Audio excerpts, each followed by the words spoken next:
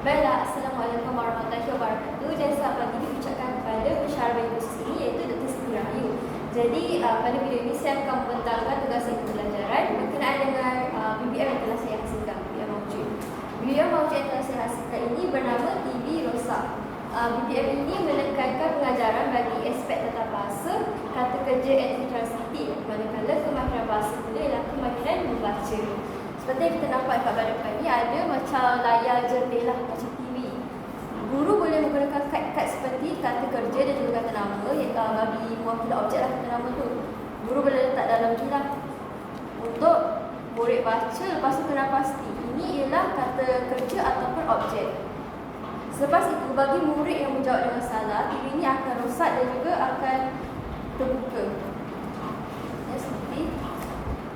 Jadi di dalam ni murid perlu menjalankan misi, iaitu misi kerja kedai aiskrim lah. Jadi ini contoh langkah pelaksanaannya. Dekat sini ada stesen 1 iaitu kata kerja dan juga stesen 2 iaitu objek. Murid perlu menggabungkan cawan bagi kata kerja seperti potong. Potong apa? Kena gabungkan dengan objek. Kat sini ada macam inilah. Macam ada gabungan dia sama apa objek dia, tapi tak semua objek lah, ada juga kata adjektif tu semua untuk menambahkan kekeliruan murid. Jadi potong kita boleh gandingkan dengan, murid boleh cari dengan buku macam ni.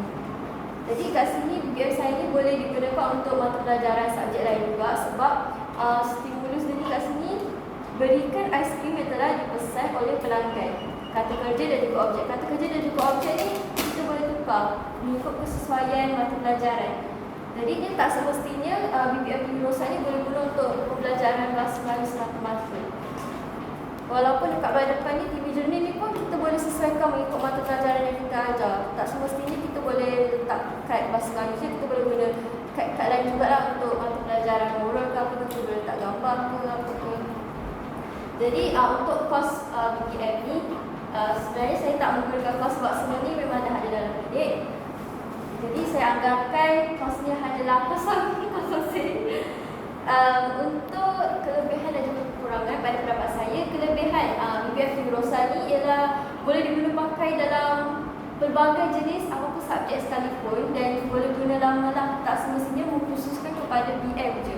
Dan kalau satu pengajaran tu dia tak stop sampai satu pengajaran, dia boleh guna untuk pengajaran untuk kelas-kelas yang akan datang. So kita boleh pakai dia punya arahan. Kad pun kat sini boleh bertukar-tukar, boleh letak gambar. Jadi boleh guna banyak kelas lah. Kita dapat menjimatkan masa daripada membuat BBM yang terlalu banyak. Pada pendapat saya, kekurangannya pula ialah kontak lah. Kontak ni kalau untuk cukupkan dengan bilangan murid yang ramai, mestilah perlu lagi besar supaya stesen misi dalam ni lagi besar lah. Kalau macam ni kan saya dapat sediakan 3 je kan. Mungkin murid yang salah yang saya mengajar tu tak semestinya 3, akan jadi 5, 6, mungkin akan susah sikit lah. Kalau kotak ni lebih besar dan kita dapat hasilkan lebih besar, lagi bagus lah, sebab kita boleh sediakan lagi banyak misi dalam kotak. Jadi bagi saya, secara keseluruhannya kekurangannya hanyalah dari segi stimulus pengajaran sebenar lah, iaitu misi yang sebenar untuk topik pengajaran kita, iaitu kata kerja and transitif. Jadi ini sahaja pembentangan saya bagi BBM telah